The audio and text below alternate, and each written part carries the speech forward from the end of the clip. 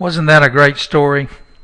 I will be reaching out to the private sector next year to join our Begin Again effort and give these citizens the break they need to establish a new life for themselves and for their families. When I was interviewed in late 2000 for the county manager's position, I was asked why I wanted the job. I replied that I wanted to work in a community where everyone did not always think the same way. I got my wish.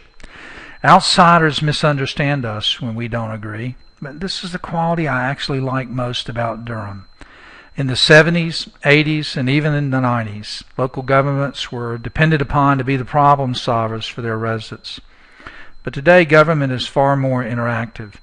Community stakeholders demand to be involved in the solutions to their problems.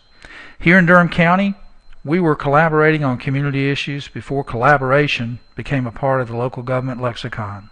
Why? Because our citizens care about how their community moves forward, and they're vocal about it. What we learned through all those years of citizen engagement, when no one else was collaborating, gave us a head start with our strategic planning process. The plan was approved just a few months ago, and we're in the early months of implementation. About 3,000 of our citizens and county employees have weighed in to shape it. But on the small chance that someone sitting here tonight or watching on television or the internet doesn't understand what it means to plan strategically, Dr. Tyrone Baines breaks it down in an easy to understand way.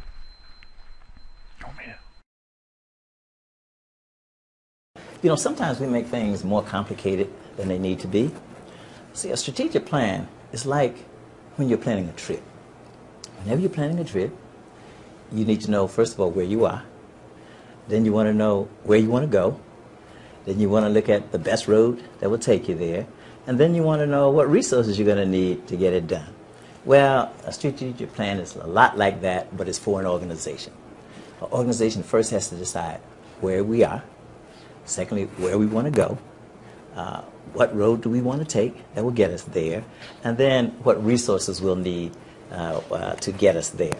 So one definition of a strategic plan, then, is that it's a process that involves citizens and staff and stakeholders to help identify the long-range direction, some short-term goals, and some actions that will help us get to where we want to be.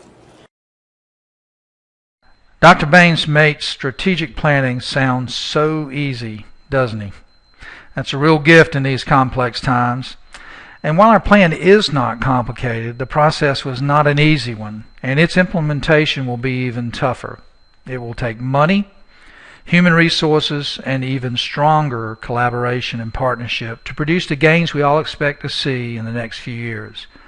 But as you will soon see in a couple of the videos that follow, we are already making great progress. Next year's budget includes $192,295 for first-year strategic plan initiatives that you've already reviewed. I'll touch briefly on some of these initiatives in a few minutes, but we have multiple initiatives around all 5 of our strategic plan goals. Obviously, there is and has to be a very tight alignment between our newly adopted strategic plan and next year's budget. There's no way I could present next year's budget recommendation and ignore its close relationship to our strategic plan. Consequently, I'm going to structure the balance of my presentation around our strategic plan's goals, because our budget is nothing more than an annual plan of work to help us accomplish our strategic plan's goals. The strategic plan's goal 1 is referred to as our prosperity goal. 3 of you who ran and won your party's nomination have told me how much you heard about the need to continue job creation in our community. While our economy has suffered over the last 4 years with the rest of the nation, we continue to be one of the leaders in North Carolina for job creation and new investment. Marquita Welton, who works every day to bring jobs to this community, has a great report on our progress this year.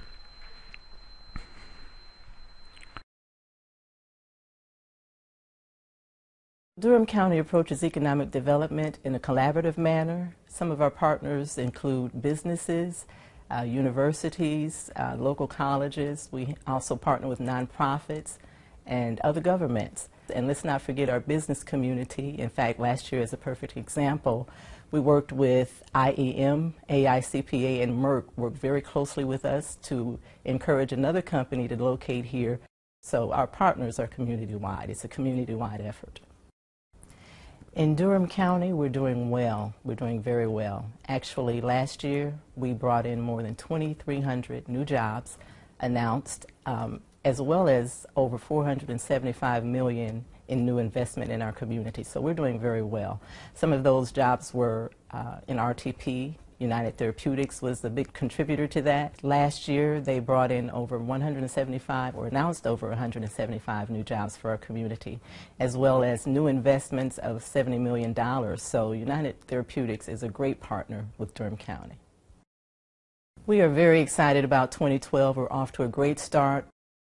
AW North Carolina announcing at the top of the year 250 new jobs for our community. CRE announced new jobs. BASF, as a part of their expansion efforts in RTP, bringing new jobs and investment to our community. So we're off to a great start for 2012. Comparing Durham County to our peers, our economic situation is not so bad. Actually, we're in pretty good shape. While we do recognize that there are a lot of jobs still needed in our community, we're very proud of the fact that we have one of the lowest unemployment rates in the state of North Carolina.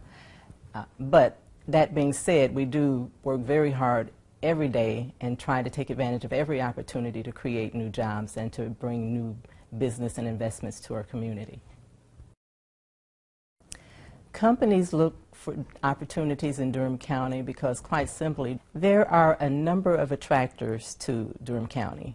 First of all, we have a phenomenal educational system with Durham Technical Community College being a key partner for us, Duke University, and of course North Carolina Central University, particularly with their biotechnology program there.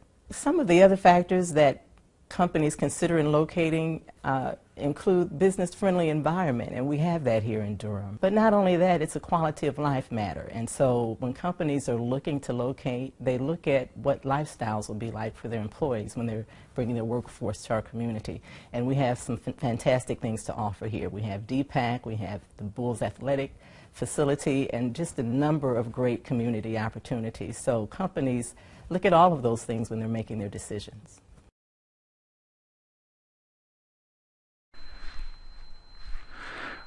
We will continue this outstanding record of progress as we keep working closely with the Chamber, the City, and regional partners in economic development.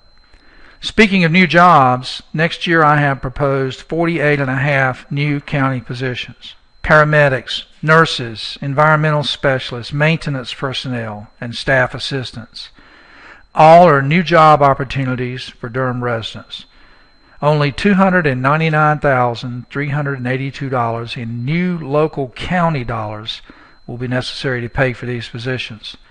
I'll explain later in greater detail during one of our hearings with you, but suffice it to say, much of the money for these new positions is coming from grants, termination of EMS contracts with 2 county fire departments, the revenue associated with increases in EMS call volumes, and efficiency savings. Much like the industry's Marquita reference that bring added jobs to our community, we're a business too, which next year needs to add jobs to improve services to our citizens, jobs that will help Durham's economy. The real way to a good job and a better quality of life is to get a good education. Last year's 1/4 cent sales tax initiative included more funding for Durham Public Schools and Durham Technical Community College, and more funding for pre-K education, which I believe is the best dollar we can spend on dropout prevention. Dr. Eric B. Coates and Dr. Bill Ingram explain how these tax dollars will be spent.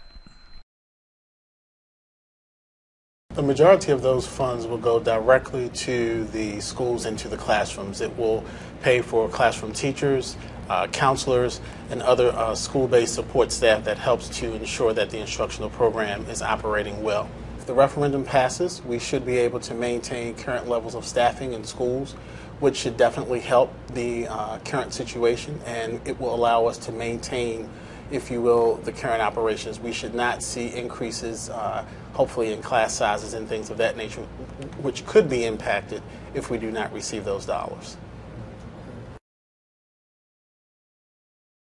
So we envision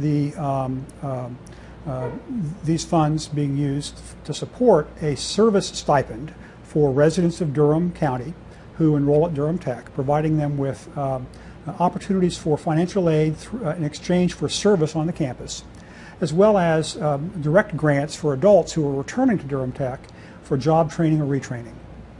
Low-income students just don't have the resources at their disposal to pursue higher education right out of high school. We believe that that the service stipend provides them both with an opportunity to come to college right out of high school while they're still primed for learning, and also give them something on a resume, maybe their first work experience, something that they can use when they go into the job market after leaving Durham Tech.